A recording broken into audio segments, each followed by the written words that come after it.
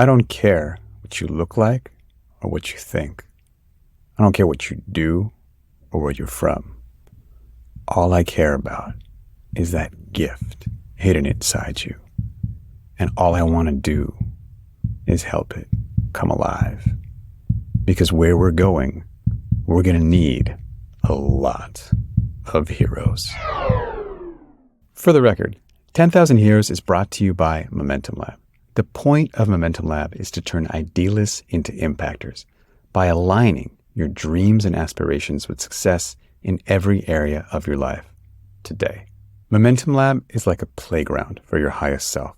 We take your dreams seriously and help you remove any blocks to realizing them.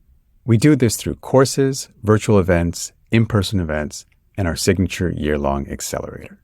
To join our world, engage in dialogue, meet up in person, and just blow your mind, sign up at momentumlab.com.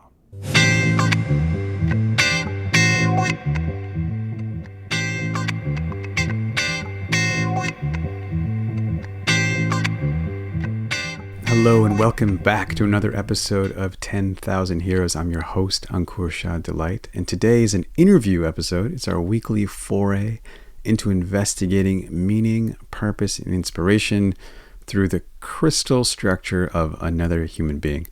And my guest today is Deepa Iyer. I'm super stoked about this interview. I just did it a couple days ago and I was like, you know what? This is so awesome. I want to release it immediately. And Deepa Iyer has dedicated her life to working on justice and equality. She's in the social justice movement. But not only that, she's really all about understanding each individual's role in collaboration with other people so we could have a longer, more sustainable, more durable, more successful social movements. So I catch up with her on her early experiences, how that led to the work she's doing now. And, you know, honestly, it's a little bit tiring for me to be right all the time. This hypothesis I have that something in our life has led us to what we're doing. And like when you've really found your purpose, it's related to not just that moment, but what's been happening all along. So I just want to be proven wrong on that. But it's also great because it's really hopeful for all of us that no matter what your experiences are, you can put them together in a cocktail that's just going to be delicious in the right context. So with that as an introduction, I present to you Deepa Iyer. So, you know, the basic way, this is really an unscripted interview. Like my goal is to really get into questions of like meaning and purpose. And the idea is to provide inspiration for people who are also on their journey of like wanting to get to self-actualization and wanting to find out what it is that they're here to do and what really makes them come alive. Okay, so I guess I know a little bit about the work you do, but not that much. So if you could describe kind of what it is and how you got into it, maybe that's a good place to start. And then we're going to investigate whether it's just like a day job or whether it's really meaningful, and we'll go from there. Sure. Well, first, thanks for having me on the podcast. I really appreciate it.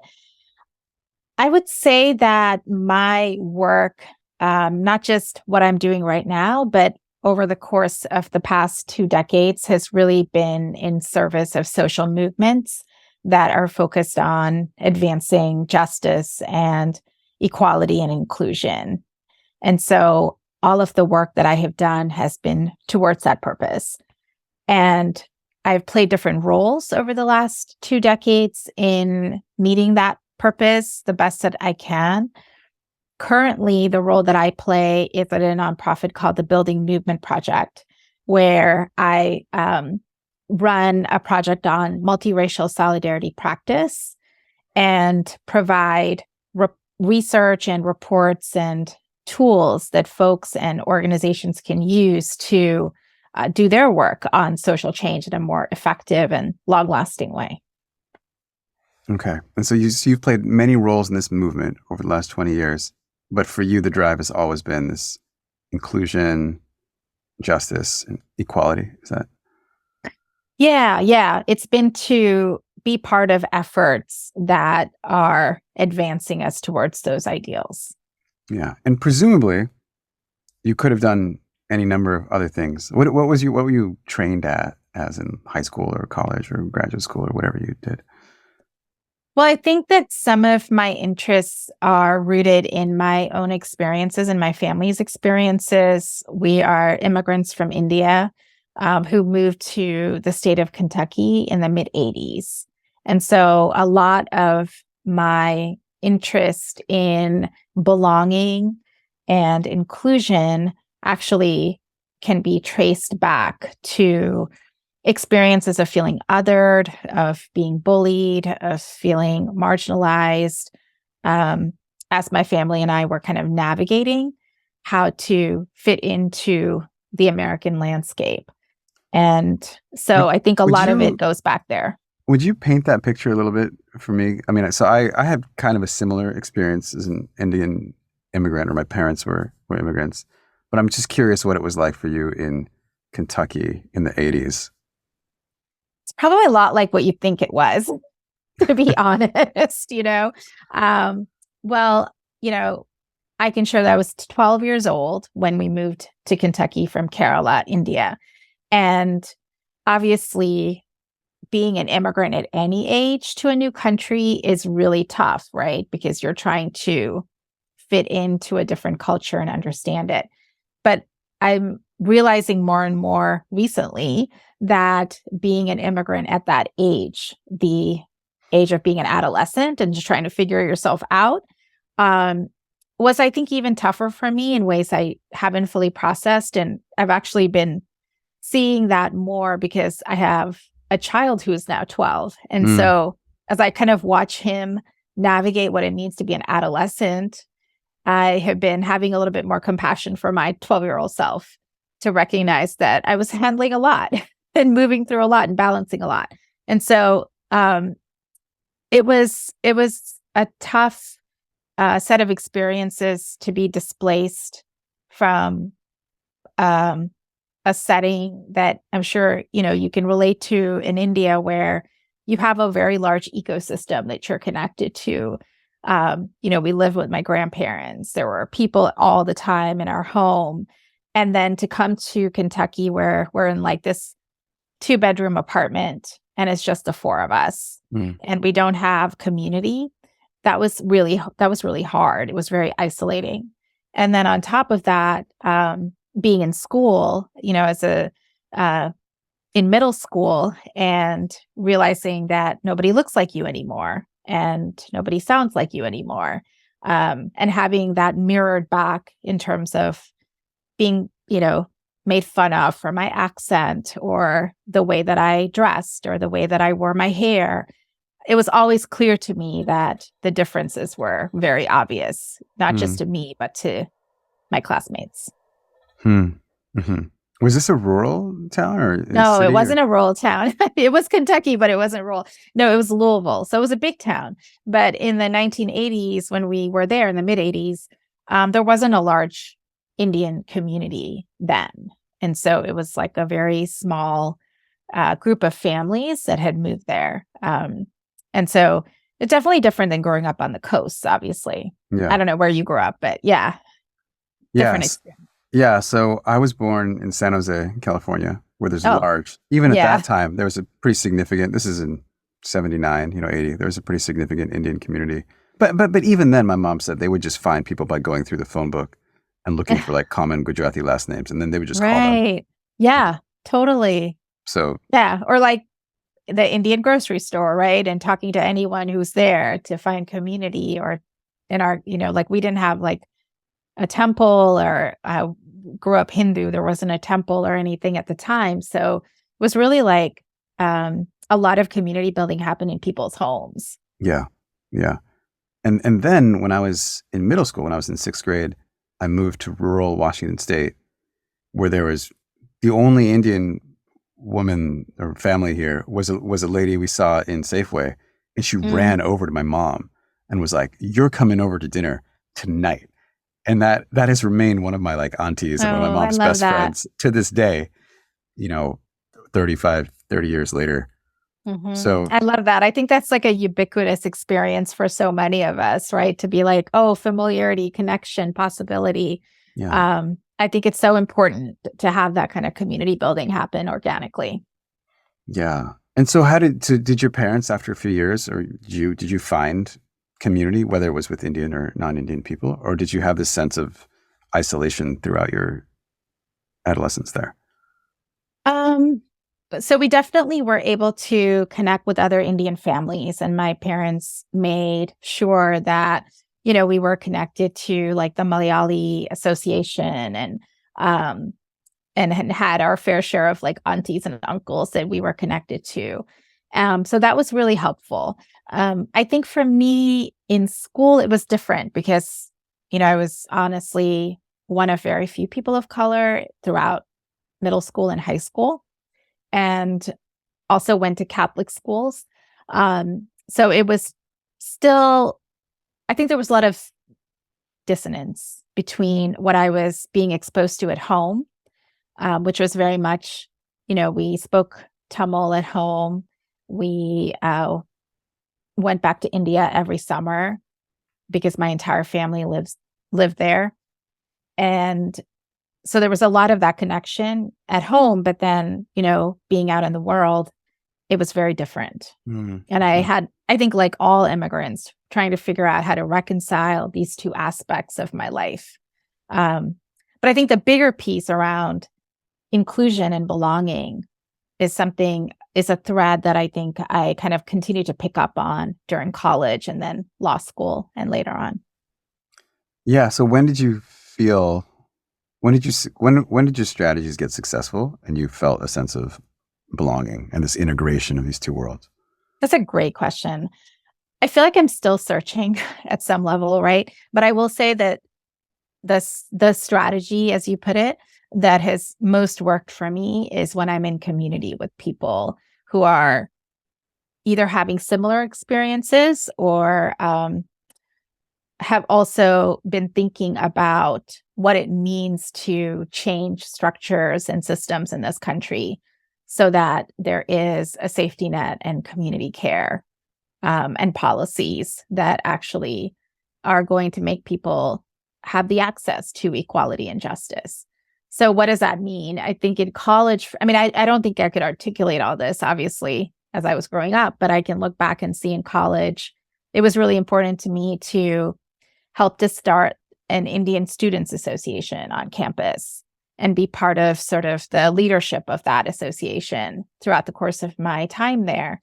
And the reason for that is because we had like a growing Indian student community on campus, and it felt like the right thing to bring us together to figure out what our shared experiences were. And also to be part of larger movements on campus around diversity when it came to the curriculum or faculty members, and to understand that it wasn't just the individual connections that were important. They were important, but we also needed to see change from the administration and the university itself, the container, the system, the institution, so that folks felt like they were reading books that reflected their histories, right? Or they were being taught by professors who had similar shared backgrounds. So that was really important to me. And so that's how I think it's evolved, both sort of on an individual level to find community, but also making sure that the systems and institutions that touch us and inform and influence our daily lives are also equitable and just. Mm-hmm. Mm-hmm. So I heard three kinds of community that you eventually found, perhaps contemporaneously. One was based on identity. One is based on values, like fighting for equity and justice. And one was maybe more intellectual, based on how are we going to solve these problems. Is there I'm curious. That. Thank you. Yeah. Oh, well, you said it. But I'm curious about one of the things I'm curious about is the limits of communities based on identity.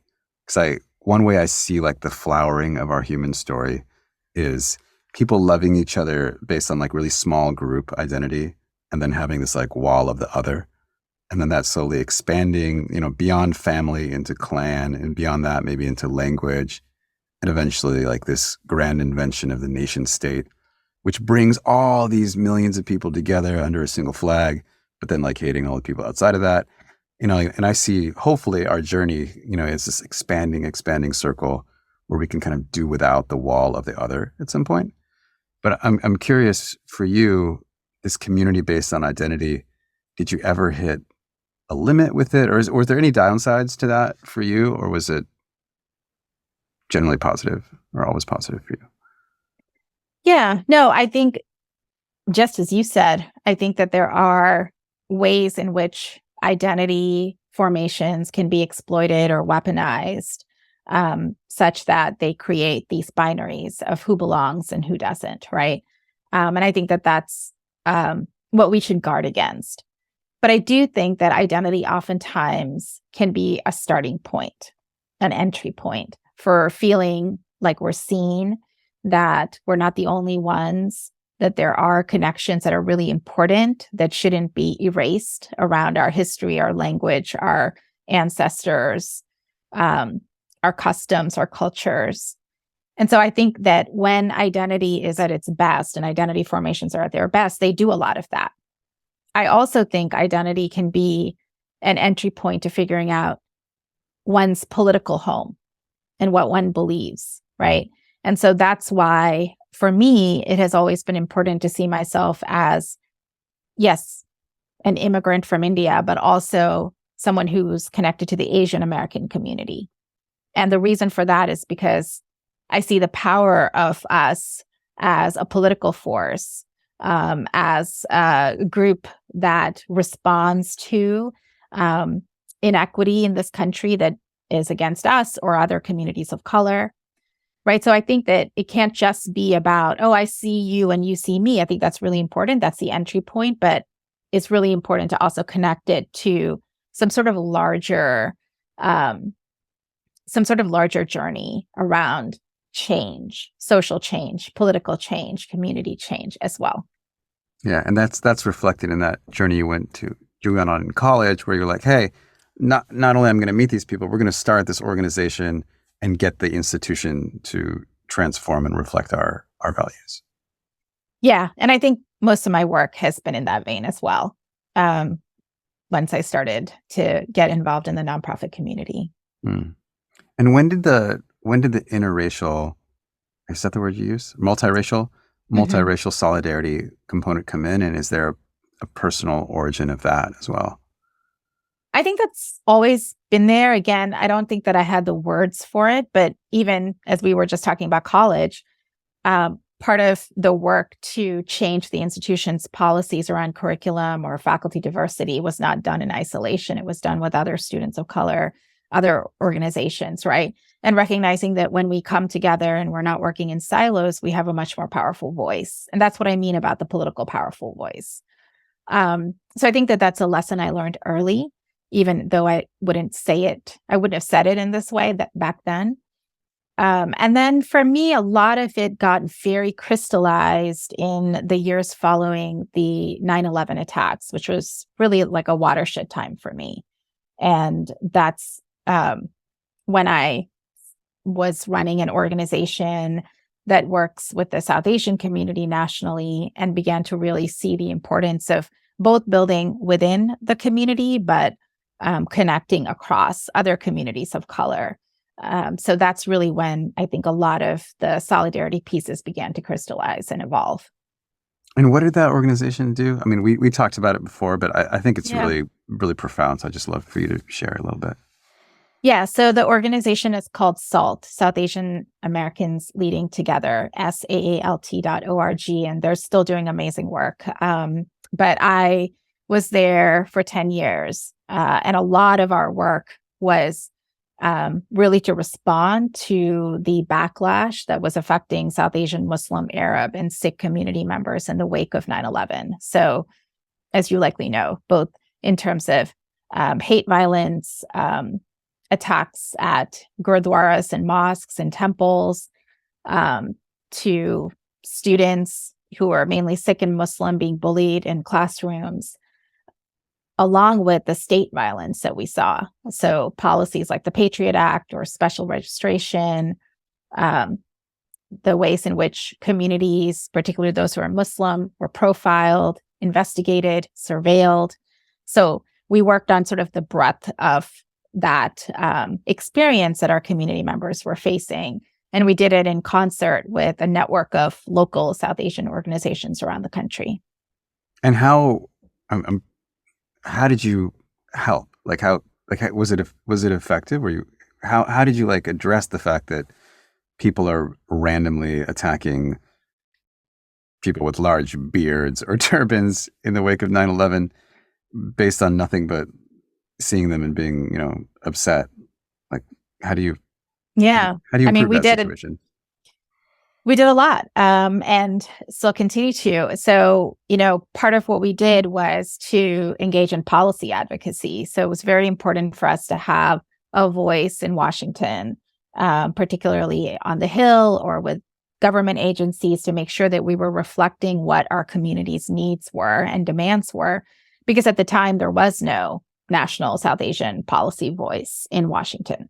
So the ability to be at tables, right, where policies were being formed that would affect our communities, and to be able to say, no, this immigration policy is going to actually hurt our communities because it's going to profile them, or to be able to write a report. And we've written many reports over the course of the last 20 years on how South Asians have been affected. So data, documentation, anecdotal surveys, because a lot of policy happens because there's no documentation of what the negative impact could be. So we wanted to add to information and make sure that people's awareness was being raised, right?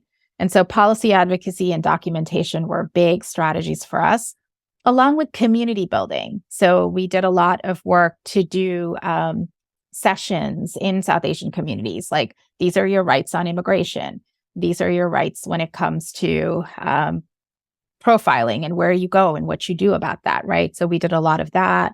And we also connected with other communities, which is, again, where the solidarity piece was, recognizing that these issues could not sort of be put into a box of national security, which they often were, but that they really needed to be understood as civil rights issues and racial justice and immigrant justice issues in the broader trajectory of how we think of those issues affecting African-American communities or Latinx communities in this country. So a lot of our work also involved being part of, multiracial task forces and tables and coalitions to both kind of provide the progressive South Asian voice, but also to understand how these issues were affecting other communities as well. Mm-hmm. And that was in 2001, presumably, that you started that, or 2002? Yeah, I was the director of the organization for 10 years, starting in 2004, but had been involved with it on a volunteer basis well before that to kind of shape it. But it was a significant part of my life in terms of, trying to shape an organization that could be responsive to that need in the community at that moment. Yeah, and I know you're still involved. I mean, obviously in similar issues, but like the last time we were going to interview, it was rescheduled because you were going to respond to a hate crime somewhere. Yeah, so I still support some of the work. I think you're right. When we were supposed to speak, it was when the shootings had happened in Monterey Park and Half Moon Bay. And so part of the work that we do at the Building Movement Project now around our solidarity work is to support a coalition of Asian American organizations who've really kind of been on the front lines of the rapid response over the last 3 years, where we've seen this increase in anti-Asian violence. And so we support those groups in different ways, from thinking about what does it mean to write a solidarity statement to what does rapid response look like. We facilitate a lot of calls. So we provide a lot of the support that they need. So that's what I meant, where not really doing that frontline responder work that I used to do, but more of being a guide and a weaver with organizations that are on the front lines. A weaver. Oh, man. Love that metaphor. Well, that's connected to that social change map that we first connected on, because it's one of the roles in that map. Awesome. So I want to talk about that in a sec. Because I think, one of the things I try to do with this show is give a sort of a gift or an offering to the listeners during every episode. And I think that would be an amazing offering to share with them. But before that, I just wanted to, you've been working in this area for 20 years. It's based on responses to either personal or institutional, kind of like negative, hateful responses. It seems exactly from, my assumption would be it's just a field ripe for burnout. Have you experienced any kind of just like, oh God, I can't deal with this anymore? Oh yeah, all the time. I mean, I think that many of us do. It's so hard to keep your hope and your faith when you're dealing with so many crises, right? That are all urgent. And also when you are connected to communities that are really on the receiving end of so much of that hate that you mentioned. It's angering, it's devastating, it's traumatic, it's really challenging. And all of that weighs on, I think, every one of us who does this work. And yes, for me personally, I would say probably the time that I really realized it was in 2012, a few months after the Gurdwara in Oak Creek, Wisconsin had been attacked, and 6 members of the Sikh community were killed and several were wounded. And we, through SALT, played a role in supporting the Sikh community through that time. And I spent some time in Oak Creek and with community members and with young people who had lost their parents. And it really took a toll on me, for sure. I recognized that, I was feeling really numb at times, or I was feeling really outraged. Like my emotions were sort of on the extreme. And that was a turning point for me, because 2 years later, I did leave the organization because I recognized that, for a range of reasons, you can't really lead through burnout, right? You can't really be setting like a good example for other people if you are moving through something like that. And so that's one of the reasons that it felt for me that it was time to kind of play a different role and still be connected, right, to community, because that's like core for me to feel like I belong somewhere, but to figure out how I could be of service in a different way. Yeah. And I also want to ask, so like we got sort of like mental cue here. So one is the roadmap. Is that what it's called? The social change map. Yeah. Yeah, the social change map. And the second is like successful strategies you've employed to deal with burnout. But before we get there, and this is going to sound kind of facetious or cynical, but I want you to take it really literally. You're a lawyer. You could go work for Pepsi or something like that. Why stay in this industry or this passion or this movement that's causing you so much secondary trauma, I think is the word for it. And not just leave. Because it also causes me tremendous happiness and joy, and brings a sense of deep fulfillment that I'm standing in my purpose. Obviously, if it didn't, I wouldn't be here.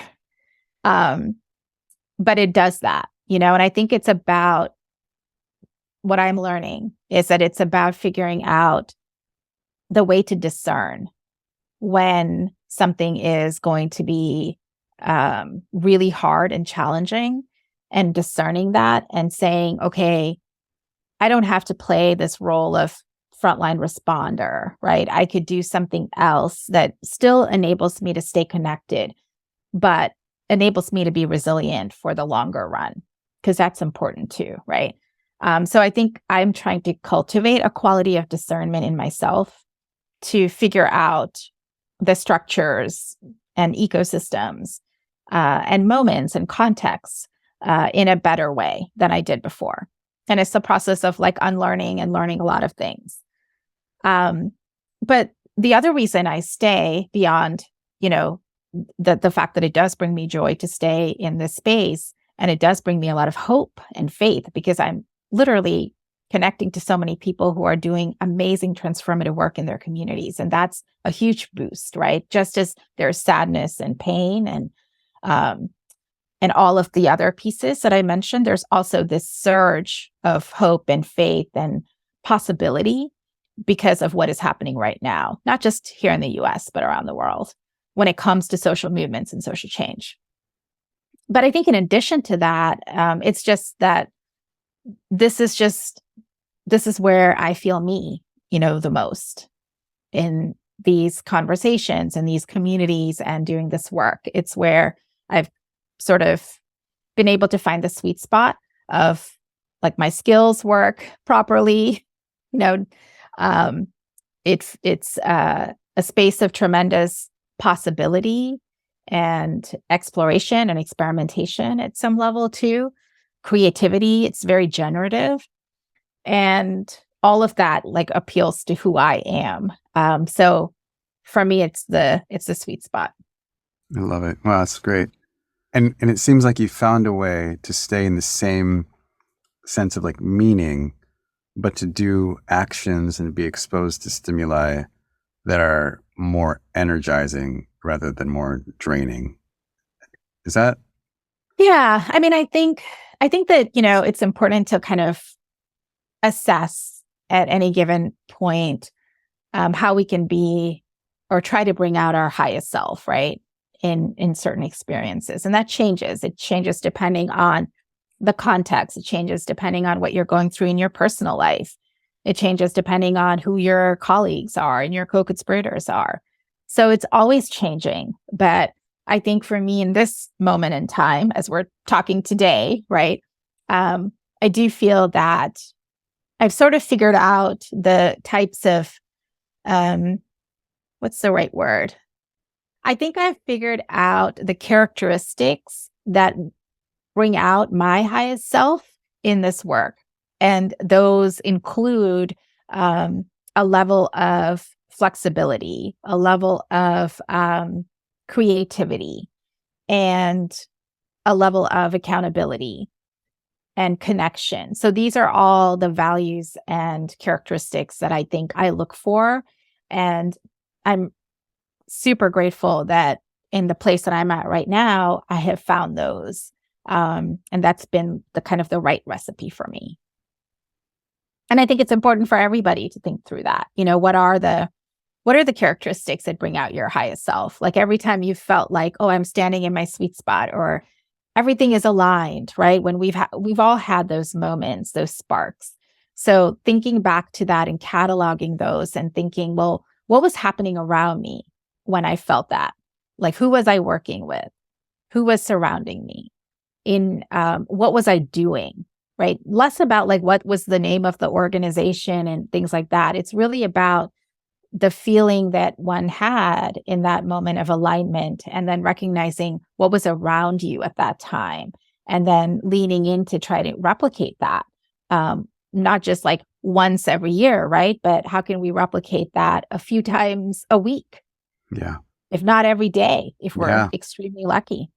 Yeah. Oh, that just resonates with me so much. And the kind of professional coaching work I do is exactly about that. Can we imagine? We have a guess at any moment, our best guess of what's going to make us happy. If we can just imagine that, know what those conditions are, know what that feeling is, then we can come up with strategies to replicate it.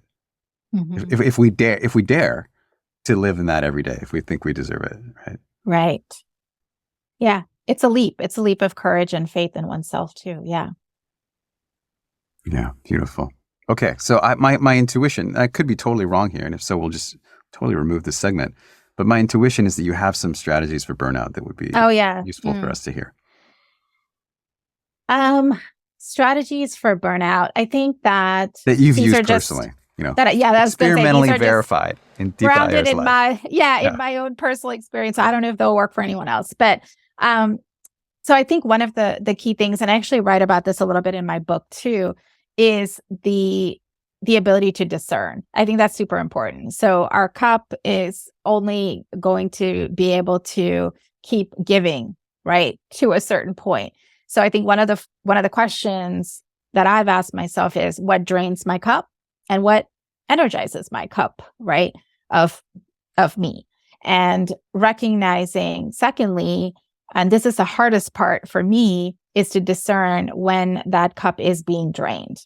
Because I'm like, oh, I can keep going because the cup is like always going to overflow, right? With energy and ideas and vitality.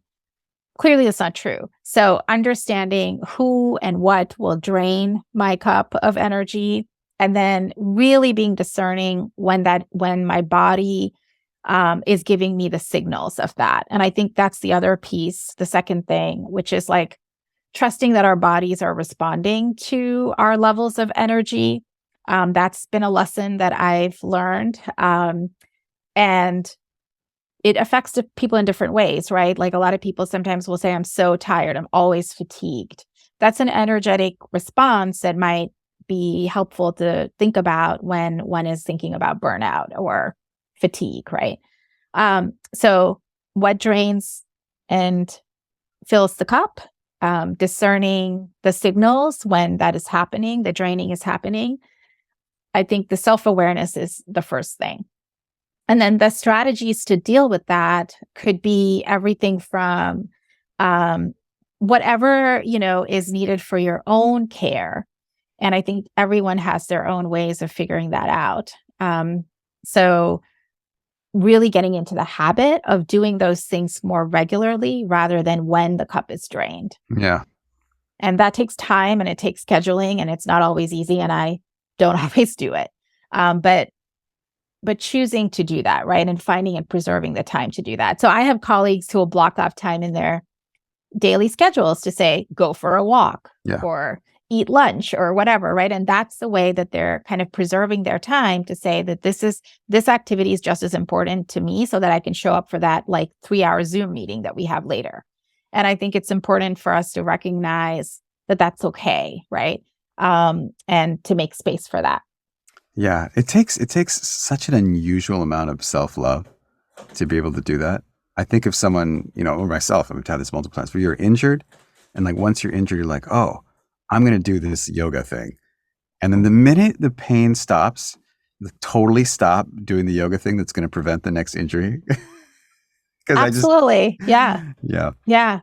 I think we're taught to not always, take care of what we need, right? Because it's seen as being selfish or self-absorbed. But I think it's really important to take that time. There's a great organization called the NAP Ministry, which talks about the power of rest, and rest being a way to actually engage in revolution, and rest being a way to be generative and creative. And everyone has, I think, a different form of what rest is. But in this hyper productive, we must make things and we must achieve society that we're in, even talking about rest, right? Is there room for that, right? But I think that that's really important to think about what rest means, and it can mean different things to everyone, but actually journaling on that and trying to figure out how rest plays a role in this work is important too. So those are just some strategies. And then I also rely on, I think it's important to not actually, the onus should not be solely on oneself to figure it out, right? Because even if I say I'm great at self-care, if I am working in a movement or in spaces where that's not valued across the board, then it doesn't really matter how great I am at doing it. So that's why in social movement spaces, there's this real emphasis on collective care and community care.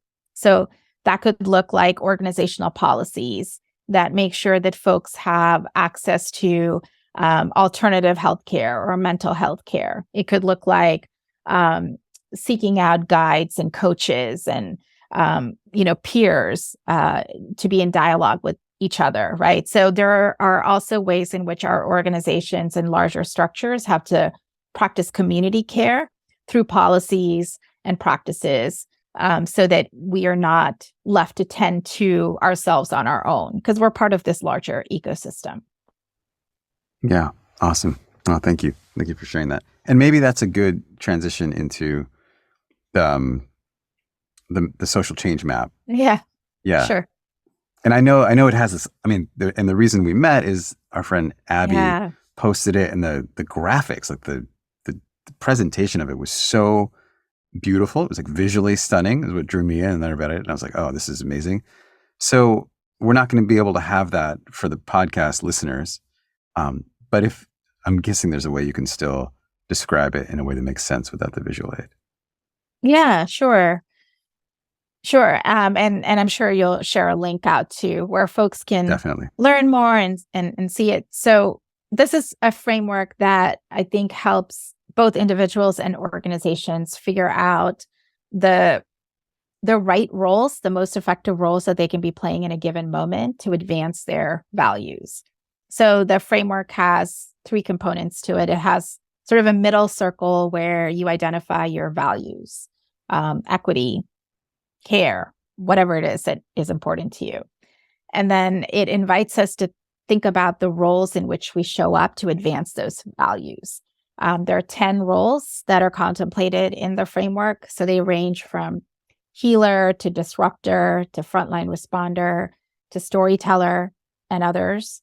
And then the third component of the framework is that everything, if you look at it visually, is sort of organized in a circle.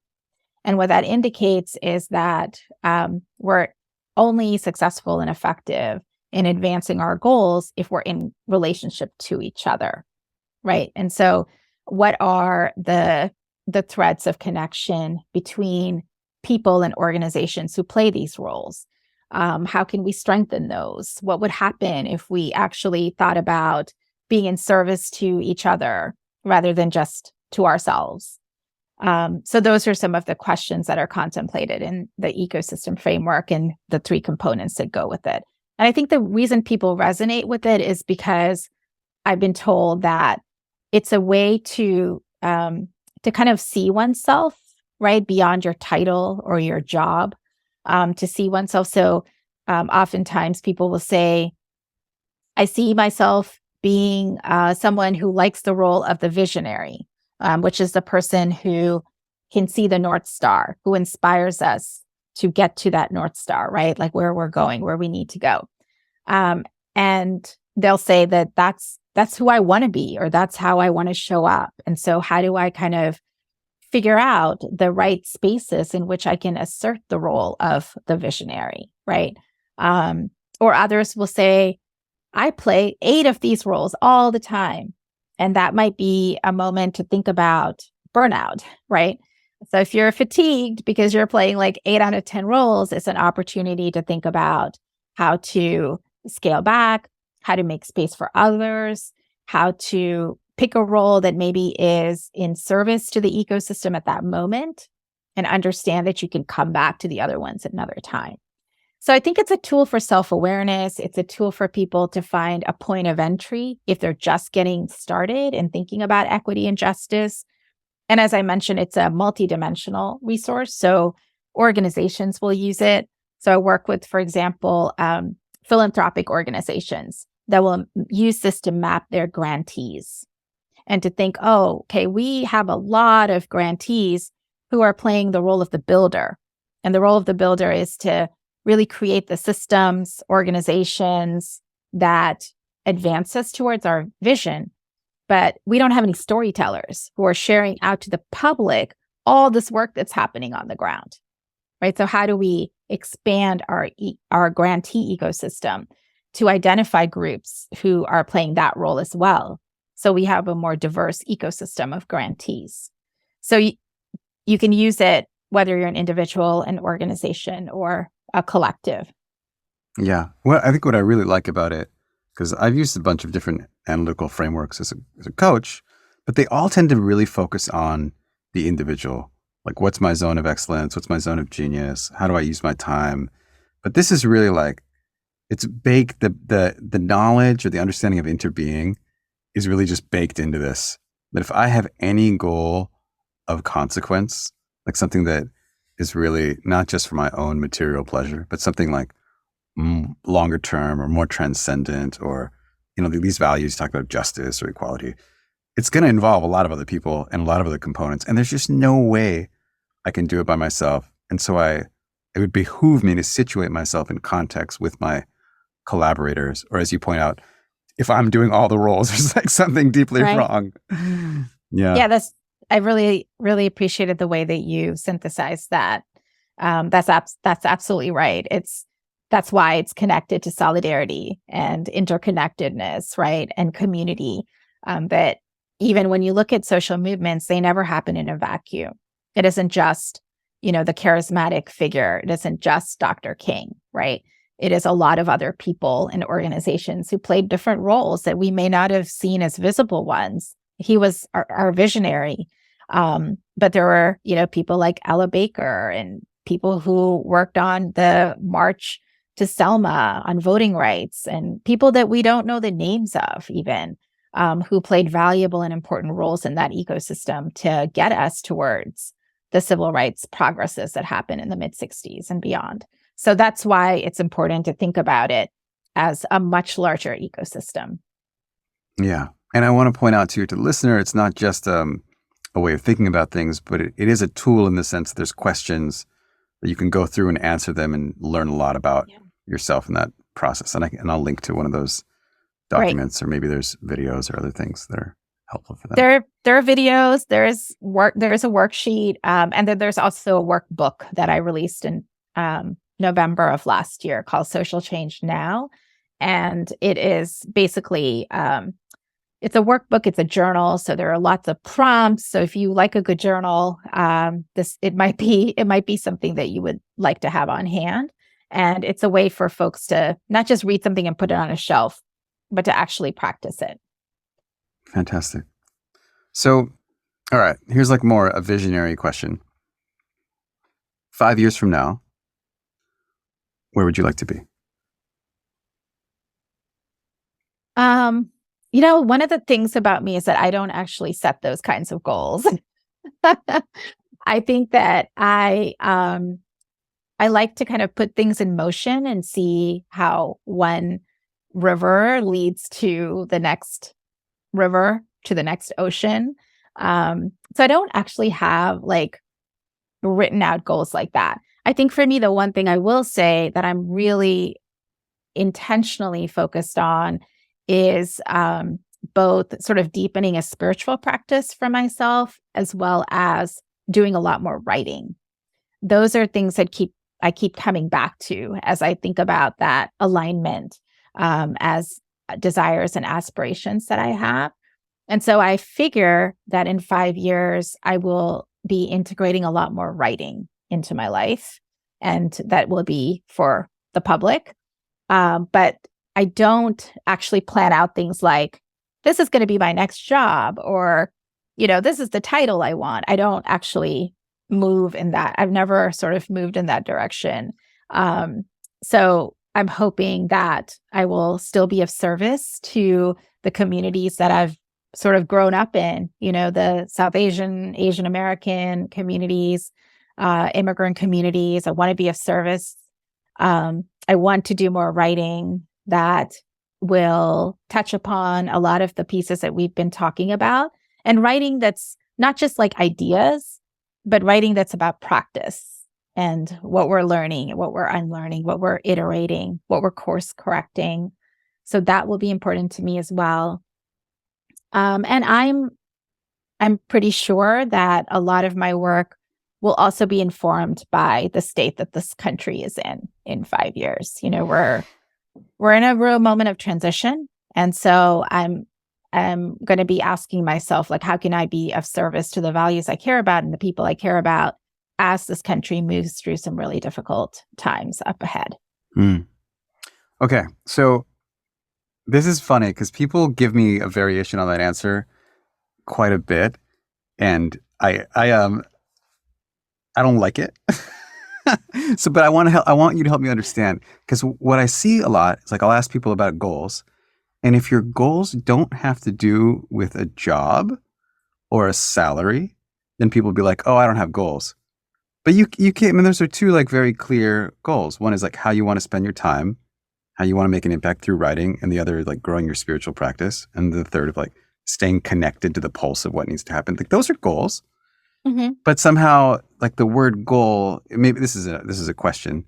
Is the word goal? Do you hear that as having to Uh, be a career or a job, and that's why you're like, hey, I don't have goals? I think it's two things. I think one, it is that I think there is like this cultural sort of sense that when people set goals, they're thinking about, where I want to be in 5 years. Like I want to be living in this city and doing this kind of work, right? I think that is the cultural response that folks are accustomed to. I think the second is that I I think I've always just kind of bucked against goal setting a bit. And I think that it's probably my way of sort of saying, well, I don't do that, just because it's hard for me to, life is just, as you know, so arbitrary at times, and it throws you a lot of curveballs. And so I've learned to have a sense of how I want to be in the world rather than, and how I want to move through the world rather than like, this is the place and the title and all of that, that I think sometimes is imbued when that question is asked. But I totally hear you that that's not what you were going for Yeah, when you asked it. Yeah. and it's an idea. I want to take a moment to sell this idea that goals, that we all have them, that they're essential, they're wonderful, and the extent that we can divorce them from purely being related to material Yeah. progress, we're going to benefit.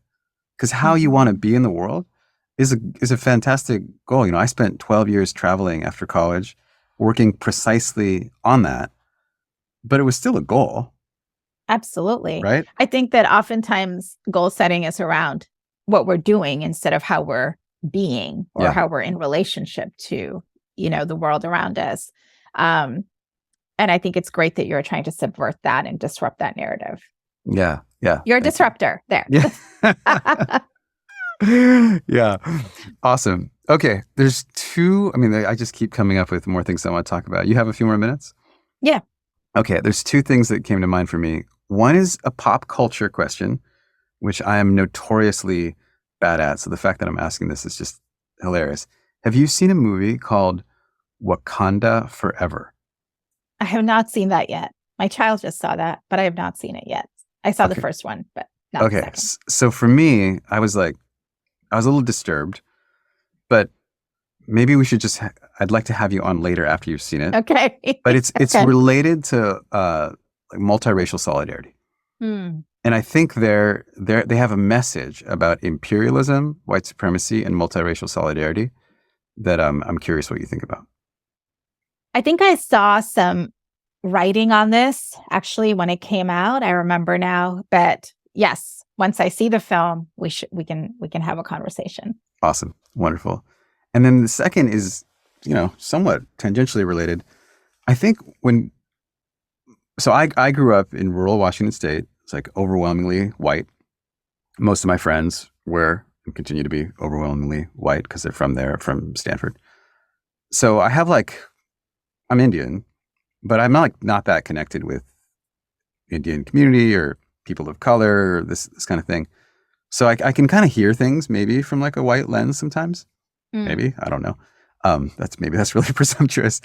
But when I hear you say people of color and equity and justice, I can hear friends of mine feeling guilt and shame for being white. And so I'd just like you to tell me and them clearly, is is that is that desired? Is that helpful? Um, what is like white people's guilt and shame going to get us? Yeah. Well, thank you for sharing that. So I think that it's really telling these days, right? That when we talk about equity, that it becomes that some people hear that as um, something's wrong with me, or I am to blame for inequity, or what about me? Though, that people in relative power, and I don't know that it is white people. I often talk about it as whiteness because there are people of color who also aspire to whiteness and live in a sense of privilege that is akin to that. So I don't often like call it as white people, right? But I think it's this sense of whiteness that people think I'm fairly privileged and I don't see any discrimination and it doesn't happen, or I would never have those thoughts, or at other times that they turn a blind eye towards what is happening around them completely. I think that I would answer the question of like, what should people think about is number one, like really kind of get out of your own space, right? Get out of the zone of this is affecting you as an individual and start to really understand the history in which this country was founded on inequity, right? Whether you're thinking about the displacement of Native communities, or you're thinking about enslaved people, or you're thinking about more contemporary issues like the post 9/11 world that we discussed earlier. Like to really understand that inequity has to do with power, understand the history of injustice. So I think that's one of the first steps to kind of separate oneself as an individual, because that's pretty presumptuous too, right? To be like, oh, well, this when I hear other people talk about equity, this means something is wrong with me. We should just start by recognizing that there are policies and institutions and histories and laws and imperialism and colonialism that have led to those practices of inequity and injustice that continue today. So that's one of the first things, to know our history, to learn it. And then I think the second step is to start doing some of that self-reflection. Like, why am I feeling aggrieved when people talk about equity and inclusion? What is it? What kind of why is it triggering me? Right. And I think that's a real journey into understanding one's own privilege in different ways. And all of us can do that. I have a great many privileges around education, around caste, around color, that around citizenship, right? That also come into play. And so it's important to kind of do that deep dive into understanding how our own privilege, our positionality can taint the ways in which we understand these issues. There's lots of resources that folks can utilize to go through that, to unlearn privilege, to understand it better, and how it shows up both subconsciously and deliberately. And then I think the third thing is to actually ask, what is my commitment to justice and equity? Right? Now that I understand the landscape and the history, now that I have unlocked and unlearned some of my own privileges and how I show up, the third question is like, what's my commitment then to use all of this knowledge and awareness to build towards equity and inclusion, if I believe in that? And recognize that it's not just about blaming you or blaming them, but it's really about creating a culture and society in which all of us feel like we belong and that we have access to the same things, that we feel a sense of connection and care. So I think those are kind of the three steps that I would say. But I think if anyone has a knee-jerk reaction, then that's really like that's like your yellow signal going off saying, okay, I need to do some work on this. Because you can either ignore it, deny it, dismiss it, or you can actually sit with it and do the harder inner work that we all have to do in many ways in our lives, right? So that's how I would answer. I know it's a long-winded answer to your question, but that's what I would say. I was thinking you might just be like, guilt's not useful, but you actually gave like a really deep response that, wow. So on one level, you're like,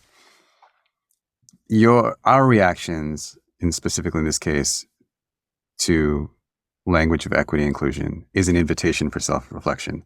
But like the larger point, like the kind of deeper human point, is every emotion we have is an invitation to be curious about our own experience. Yeah. Well, you think you synthesized it a lot faster, but yeah, it is an invitation to get curious. And I think that, I think what we're seeing around the country is those defensive responses, right? That prevent people from talking and dialoguing. The defensive responses put us into camps, like it's you versus me, or it's white people versus people of color. And that's really not helpful at all. What we really need to be doing is to get curious about our own responses and reactions, but then to also tie it to this larger purpose, right? Like this larger vision. Do we have a collective vision of how we want, as you said, the nation state to evolve? And if we do, then each of us has a stake in it. We got to do our work, and we have to connect with other people too. Beautifully put. Thank you, Deepa. Yeah, thank you. I hope it's useful. I hope the podcast will be useful to folks. Oh yeah, I'm sure it will be. Yeah, it's really. Yeah, I mean the work you're doing is a gift, and I trust it'll be received as such. Thank you. Thank you.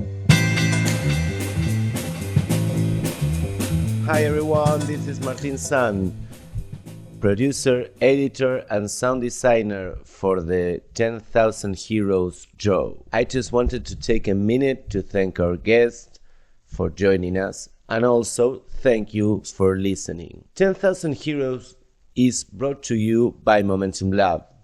This is the team. Pierre does our artwork, DJ Plainview composed our theme music, and I handle all the editing and sound design. And now, we are closing down this episode with a word from our main sponsor, who also happens to be our host, Anchor. Hey everybody, thanks again for listening. If you like this episode, there's 2 things I want you to do. 1, introduce me to the most inspiring person you know so I can have them on the show. And 2, take the next step towards us hanging out in person. Maybe that's signing up for the newsletter. Maybe that's attending an upcoming in-person or virtual event. What I'm trying to do here is destroy the basic one-to-many nature of this medium, podcast, entertainment, and replace it with something that actually builds connections between people, the beloved community, getting closer together, understanding each other, one conversation at a time. So, join me.